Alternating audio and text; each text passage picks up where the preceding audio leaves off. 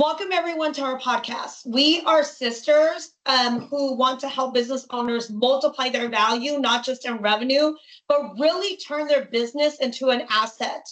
And a lot of business owners today are working at a job and not building the asset that they're supposed to. Hi, my name is New, and I was a CFO. I worked with tons of business owners, and today I'm a CEO because I run a firm to help businesses like you. And here's my sister, Gia. Hi, everyone. I'm Gia. I'm so happy to be here and be able to talk to everyone. I specialize in operations and optimization. And a lot of what I do is bridge the gap between employees, executives, and the business so that it can run super independently without needing the owner to be there all the time, because our goal is to make sure that the business owner didn't create themselves a job, but can step away from their business and it can still thrive. So Gia, we're going to jump right in. Today we're going to talk about, did you build an asset or did you create a job? And you work alongside me already. And so you've worked with many business owners knee deep into operations. So my first question to you is, what is one of the biggest signs you see when an owner has built themselves a job instead of a business? Honestly, one of the biggest signs that I see is that they wear multiple hats that they can't let go of, even when they have the right people there. And then it keeps them stuck in the knee deep, the everyday, and they just keep showing up every single day and doing everybody else's job instead of the job that they hired these people to do. That's one of my biggest red flags when I'm observing an owner and whether or not they built a job for themselves or they built a business. Yeah, no, that is true. I do see that a lot too. So, that's what I'm looking at when I am viewing a business owner, what they do, and that all the hats that they wear. But for you, I know that cash flow really tells you a lot about where an owner is. Can you just talk to everybody about how does an owner's cash flow or lack of planning, how does it trap them in that everyday grind? Well, I think that, first, owners don't understand the difference between, net income and cash flow. And those are two very different things. But I think the number one indicator is first, majority of them are either negative cash flow or they're on the brinks of negative cash flow. And the second thing that tells me that owners built themselves a job is their P&L. It tells me their labor, how efficient they are, because I think that the more efficient you are, the bigger your net income is, right? So when I look at all those numbers, that's the story that it tells me right away that, you might not be, running an efficient business as you should. And I think a lot of owners, they focus on revenue, but they don't focus on the bottom line. And I really don't care how much revenue you make, because at the end of the day, nowadays, even through M&A, people are still looking at your EBITDA, right? So they're still looking at your net profit, what you add back, and what does that look like? And so I think owners are so focused on, oh, we'll just keep building revenue and everything will trickle down. But in reality, it doesn't matter how much revenue you build. If you're not efficient, your profit, you won't take home that, or you won't be building yourself an asset. So, that's what really tells me if an owner is, truly building an asset or not. So Gia, back to you, how do weak systems or misaligned employees keep an owner stuck in the weeds of their business? So, that's kind of like a twofold question, right? If we have very weak systems, what it means is that your team cannot actually sustain themselves without you needing to be there if you're the owner, right? And weak systems means we're not building a strong ecosystem in the business. And all businesses are ecosystems. They're all interdependent. Yeah. And when we have a weak system, teams can't thrive in those systems, which means every single time you're catching something that's going to fall or something's going to go through the cracks, or you're always worried as an owner, oh my God, did we take care of this? Because your team doesn't have the right system. Also, your system reflects how productive and how well your team does, because flawed systems will create really, a lack of productivity and efficiency. But also, on the second prong of that, if your team is misaligned, you have to really ask yourself, what are they misaligned with? Are they misaligned with your vision? Is it the goal? Are we not clear, right? And a lot of times Right. what I see is everybody has a different vision. So something you can like do with your team, so a fun exercise I like to do is I like to ask every single team member what the vision of the company is and where they play a role. And I'm going to promise you, every single person is going to give you a different answer about the vision. And that's going to tell you a lot because it's going to tell you you need to talk to your team about the vision of the company and do they know what direction you're going in. So when I'm Yeah. looking at operations and I'm looking at the people and how we connect the bridge, that's what I'm looking for is do they know the vision and does the vision connect to the operations and did you create a system or systems in place in order to make them very successful to get to the vision, right? And at the end of the day, New, like that always goes back to everything you always taught me about the P&L. Because believe it or not, guys, I didn't know a lot about finances until, my sister came in and was like, Gia, you have to tie everything back to the finances. But at the end of the day, that affects the bottom line, which will affect how your company actually is productive, your EBITDA, all that stuff. Like if that doesn't align, it affects the bottom line. And that's something New has always taught me coming into business. So kind of, I know. What are sisters for, right? So, New, when we're talking about like operational shift and we're like, are we looking at them as systems? Like, what do you think about what's the one financial shift that you saw that really helped an owner or like push them towards let's go do this differently so that we can get more money or sell this for what we think it's worth? I truly think, and it's not just the financial shift, right?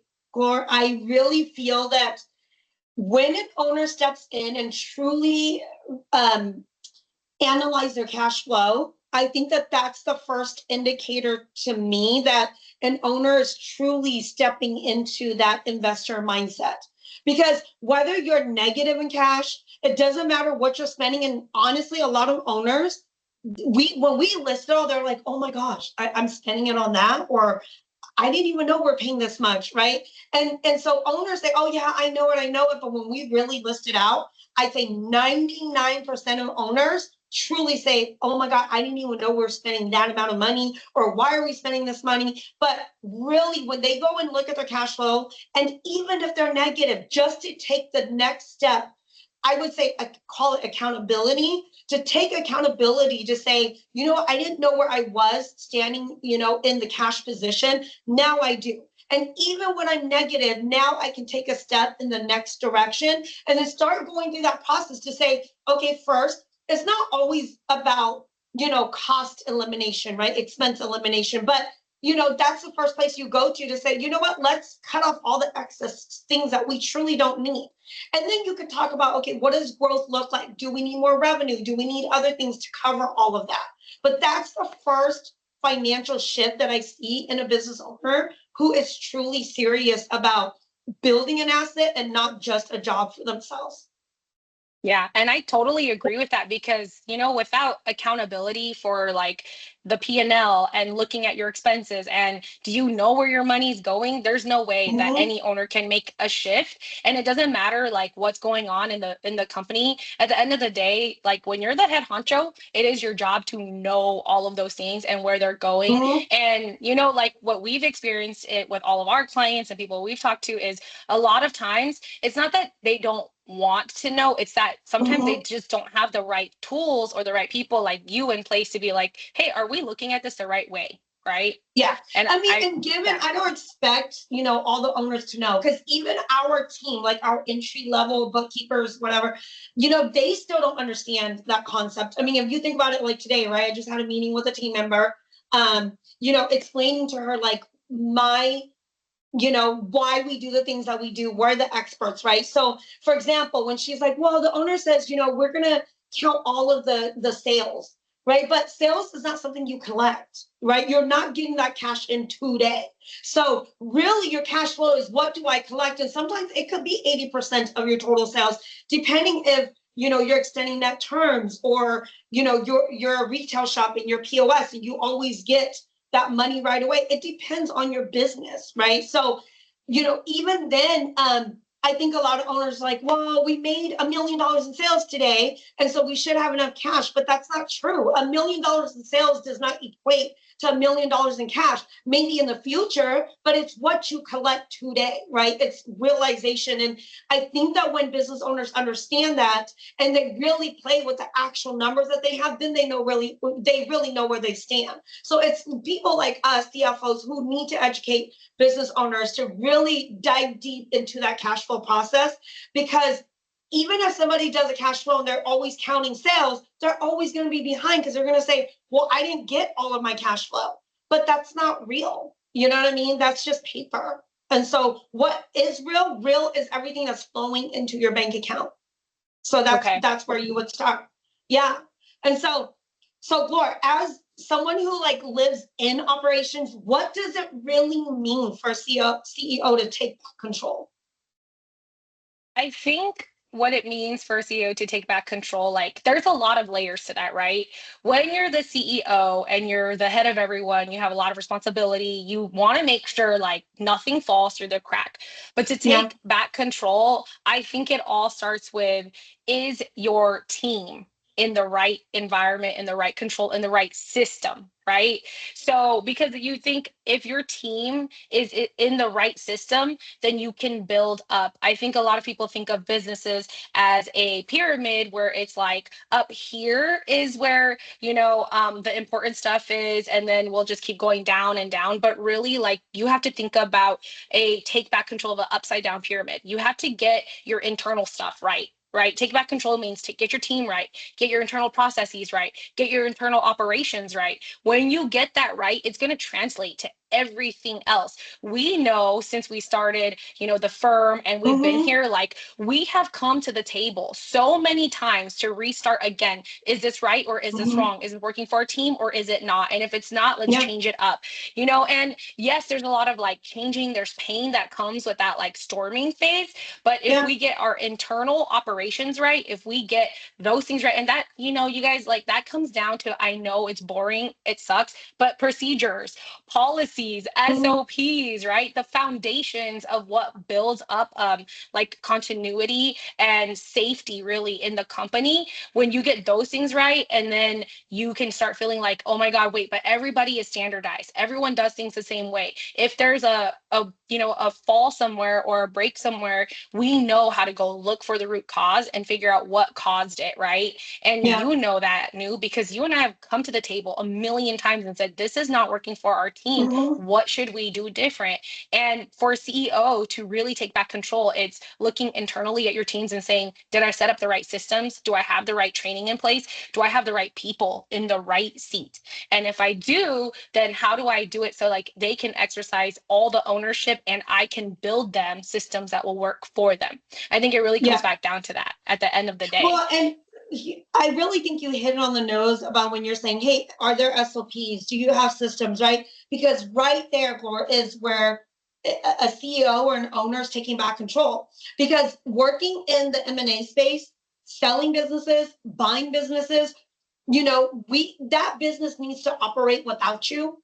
And so Right. if you can't sell your business tomorrow, if you can't walk away from your business for even a week or 2 weeks or 3 weeks, even a week, if you're like, nope, I need to show up to work every single day because, no one can run this business without you, you built yourself a job. Not even built yourself Exactly. a job, you created yourself a job. And so, as an entrepreneur, the whole point of us moving away from a normal 9 to 5 job is to create that freedom. And and I dug myself into this hole before where I became an entrepreneur and I'm the only one who is able to run my business because, in my firm, right, a lot of it has to be very, you know, what is it, client facing, right? So, we have to build relationships and we have all of these things, but I'm starting to step back to say, okay, how do I build a business without me? And I've done just that. But at the end of the day, it's like, wow, I didn't come out of the 9 to 5 to just come work at another job. I built it Right. so that I can have the freedom back. And so I know people are like, oh, who are saying, oh, okay, you know what? You just want all the money in the world and this and that. Yeah, I understand that, but the ultimate goal is to build that freedom. And so if you're not stepping out of your everyday and you're not able to take a week of vacation, you really did not build yourself an asset. And so I think that what business owners need to understand, Gloria, too, is 4 out of 5 businesses never sell on BizBike. And there's tons of statistics around this that they never sell. Why? Because they are the business. And so Right. it's like, why not be able to create an asset where you could sell it, that you can live off of it later in life, right? Because at the end of the day, even people like us, by the time we retire, there might not be Social Security. So what are we going to live off of, right? And Right. so if you built yourself a job, you obviously don't have Social Security. Did you put money into your 401k? Is that enough? But imagine, I've seen on top, being able to sell your business for multiple, right? And so what I see business owners do a lot is, a lot of business investors will buy a business based off of EBITDA, right?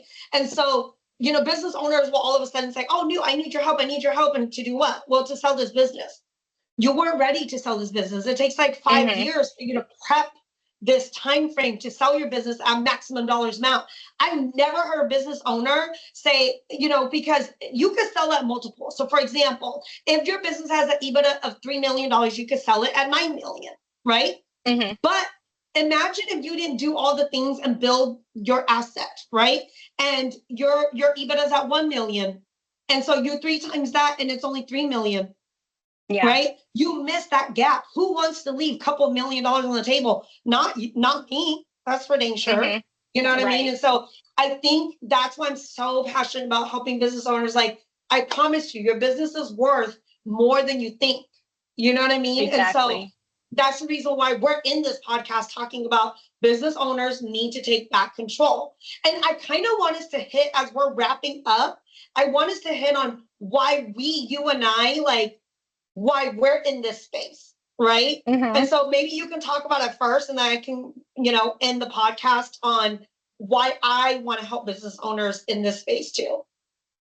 I mean, for me, I want to help business owners just because as a person who's been in operations, optimization, and working with businesses, I see the pain points and I have experienced them, right? Like I have met amazing owners and they love the people they have, the people that work for them. They're just like, I want the best for all my employees. But the thing is, like, wanting the best for them and creating the best for them, those are very different things, right? And so that's why, like, we want to help small businesses, because at the end of the day, we want to see them thrive, we want to see them success, but we also care about their employees and we want to see their employees thrive and success too and succeed too. And like, to me, helping build that is really rewarding, right? It's like super, one of those things that I love doing is helping people build the systems they need in order to be successful. And also because it takes away pain points. I love helping businesses like this is because I know where they're coming from. I want them to walk away with a legacy that they built.